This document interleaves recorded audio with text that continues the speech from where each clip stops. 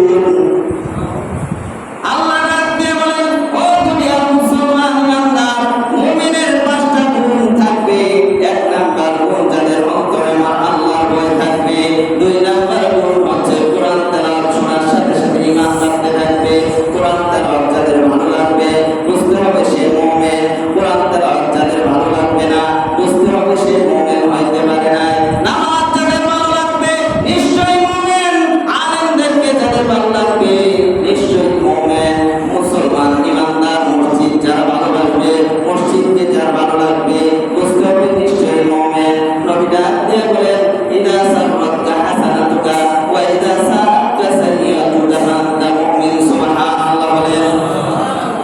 নবী ডাক দিয়ে বলেন উম্মতের আমার যদি তোমার ভালো কাজ ভালো লাগে ভালো কাজ করে যদি আনন্দিত হও নিশ্চয় তুমি মুমিন। খারাপ কাজ করার পরে যদি তোমার অন্তরে চিন্তা আসে নামাজ যারা পড়ে নামাজ না পড়লে যদি তার পেরেশানি আসে বুঝতে নিশ্চয় মুমিন সুবহানাল্লাহ।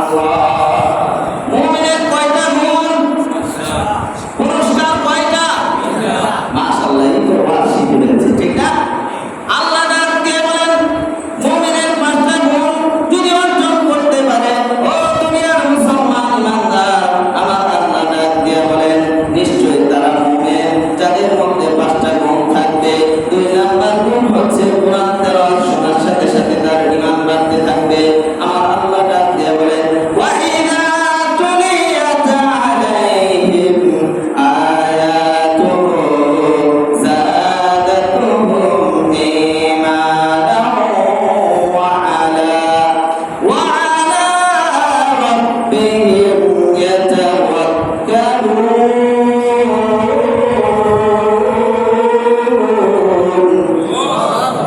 আল্লাহ পাক রব্বুল আলামিন ডাক দিয়ে বলেন ও দুনিয়ার মুসলমান মুমিনের 2 নাম্বার গুণ হচ্ছে যখন কোরআন তেলাওয়াত শুনবে ঈমান বাড়তে থাকবে, ওয়াজ মাহফিল শুনলে ঈমান বাড়তে থাকবে, আল্লাহর কথা শুনলে ঈমান বাড়তে থাকবে, আল্লাহর ভক্তের কথা আলোচনা শুনলে ঈমান বাড়তে থাকবে, মুমিনের উপকার হইতে থাকবে। অন্য আয়াতের মধ্যে আমার আল্লাহ ডাক দিয়ে বলেন ওয়াযাক্কির ফাইন্না যিকরা তানফাউল মুমিনিন। আল্লাহু আকবার। আল্লাহ ডাক দিয়ে বলেন ও দুনিয়ার মুসলমান ইমানদার যাদের অন্তরে আল্লাহর ভয় থাকবে তাদেরকে আমার আল্লাহ ইমানদার বলে ঘোষণা দিয়েছেন। এবং যারা আল্লাহর কথা শুনবে আল্লাহর ভক্তের কথা শুনবে জান্নাতের কথা শুনবে জাহান্নামের ভয় যাদের অন্তরে থাকবে কোরআন তেলাওয়াত শুনলে তার ঈমান বাড়তে থাকবে, কোরআনের আলোচনা শুনলে ঈমান বাড়তে থাকবে। আমার আল্লাহ ডাক দিয়ে বলেন মুমিনের 2 নাম্বার গুণ হচ্ছে যখন সে কোরআন তেলাওয়াত শুনবে তার ঈমান বাড়তে থাকবে। আল্লাহ ডাক দিয়ে বলেন মুমিনের 3 নাম্বার গুণ হচ্ছে সর্বাবস্থায় মুমিনরা কার উপর ভরসা করবে। আরো জোরে বলেন কার উপর? ও মুসলমান ইমানদার আমার আল্লাহ ডাক দিয়ে বলেন মুমিনের 3 নাম্বার গুণ হচ্ছে ওয়া আলা রাব্বিহিম ইয়াতাওয়াক্কালুন।